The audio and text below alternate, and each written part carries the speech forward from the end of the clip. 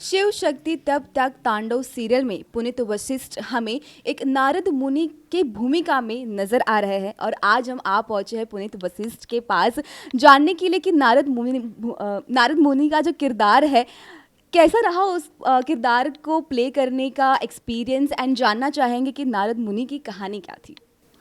हाँ, नारद मुनि ब्रह्मा ब्रह्मा के मानस पुत्र थे। उनके मन से उत्पन्न किए गए पुत्र थे। और नारद मुनि की बहुत लंबी चौड़ी कहानी है।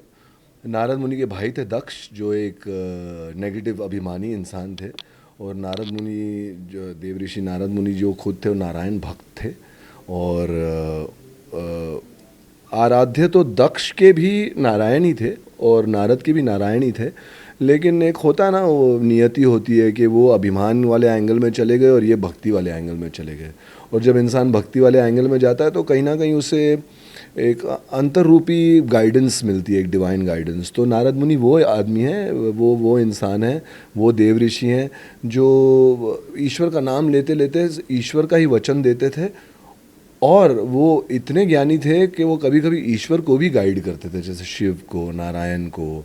तो बहुत ही बड़ी जिम्मेदारी है इस किरदार को निभाना।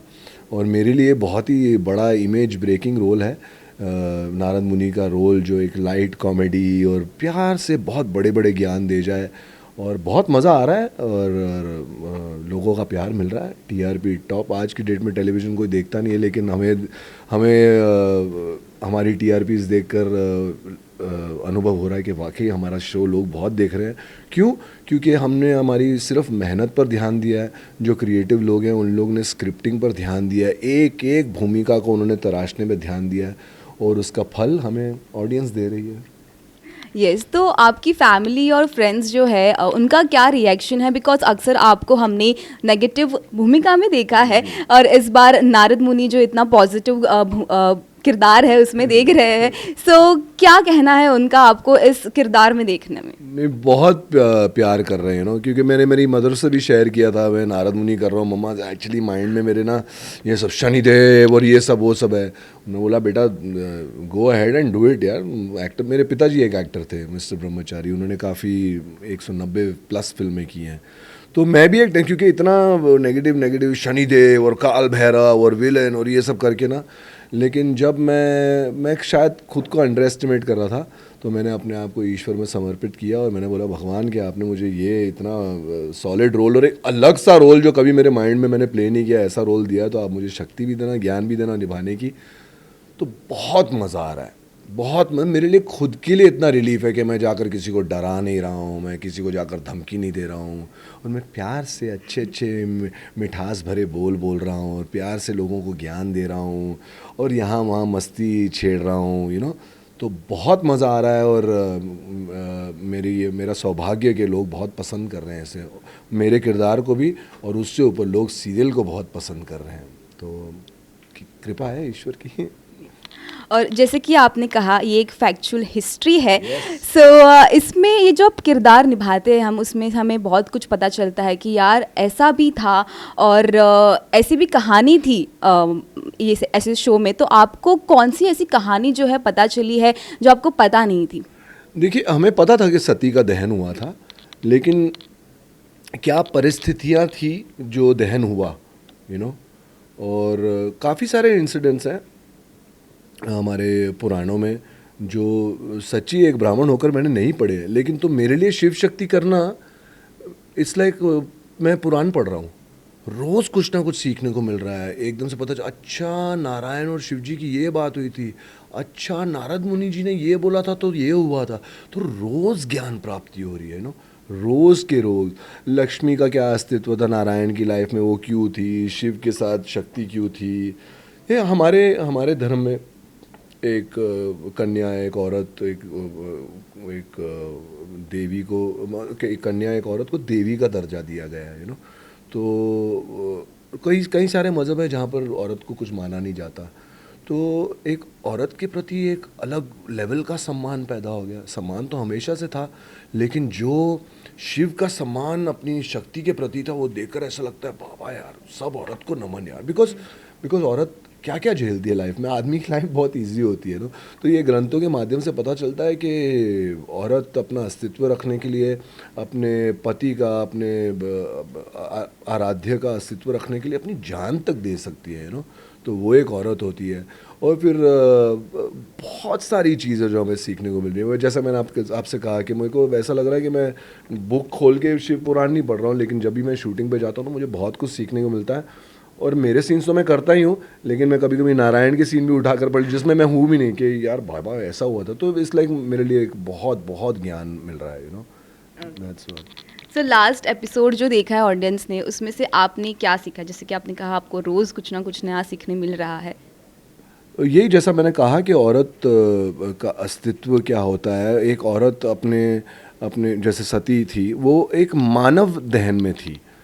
अभी इसके बाद उनका यात्रा शुरू होगी, जो वो शक्ति का रूप लेंगी, पार्वती का रूप लेंगी। वो खैर मुझे रिवील नहीं करना है, लेकिन उनमें भी जो औरत थी उनमें इतना स्वाभिमान था। वो उन्होंने त्याग दे दिया कि पति और पिता के बीच में वो एक कॉम्प्रोमाइज़ करना चाहती थी। शिव दृढ़ थे, वो एकदम टू द पॉइंट थे, लेकिन अभिमान जैसी कोई चीज़, इनफैक्ट शिव को माना जाता है वो भस्म कर देते हैं। वो इंसानों को भस्म नहीं करते, इंसान के काम, क्रोध, मोह, लोभ, अहंकार, ईर्ष्या को भस्म करते हैं। लेकिन दक्ष एक ऐसा इंसान था जो मेरे बड़े भैया का रोल प्ले करते, विश्वजीत प्रधान जी ने बहुत अच्छा किरदार निभाया। उनका अभिमान कभी अंत नहीं हुआ। वो इस सृष्टि के संचालक थे, उन्होंने सृष्टि को चलाने का जिम्मा उनका था, और सती उनकी बेटी थी। तो सती ने फाइनली दहन कर दिया, मतलब उनके डैड के अभिमान, पिताजी के अभिमान के आगे झुककर कि ये ये ख़त्म हो, मैं अपना दहन करती हूँ। और उन्होंने ऐसा नहीं कि आत्महत्या किया, सुसाइड की, उन्होंने खुद अग्नि उत्पन्न करके मतलब उन्होंने दहन किया, ताकि ये आगे जाकर युगों युगों के लिए एक मैसेज बन जाए कि खामखा ईगो क्लैशेस ना हो, प्यार से अपनी गृहस्थी चलाओ। तो ये सब, इस और भी मतलब इंटेंसिटी में और भी बहुत बात कर सकता हूँ, लेकिन वक्त की कमी है। तो एक इंसिडेंट हुआ, लेकिन उसके पीछे क्या क्या कारण थे वो इंसिडेंट होने के, वो बड़ी माइक्रोस्कोपिकली, बड़ी सूक्ष्मता से पता चलते हैं। अभी आगे जाकर हम पार्वती जी के साथ काम करने वाले हैं, तो उनका हम जानते हैं शिव पार्वती है, लेकिन उनकी क्या स्टोरी थी तो मैं जानूंगा। मैं अपने सीन खोलूंगा तो मुझे मतलब इट विल बी लाइक मैं शिव पुराण पढ़ रहा हूँ, और खुशकिस्मती है मेरी कि मतलब उसका हिस्सा हूँ और कितना वो सीखने को मिल रहा है। और साथ ही में जब हम ऐसे सारे शोज़ करते हैं, उसमें डायलॉग्स बहुत ही इम्पॉर्टेंट, हाँ वो इम्पॉर्टेंट भी वो काफ़ी होते हैं, काफ़ी कठिन भी होते हैं। एक डायलॉग डिलीवरी काफ़ी इम्पॉर्टेंट होता है, आप कैसे डिलीवर करते हो, क्योंकि थोड़ा सा भी जो गलती हो जाता है एक्टर्स से या तो शो से, बहुत ही बड़ी चीज़ फेस करनी पड़ती है। तो ये एक रिस्क भी है ऐसा किरदार प्ले करने में। सो आपने कभी ऐसी कुछ डिफ़िकल्टी फेस की, या आपको इस बात का कभी ऐसा डर लगा है?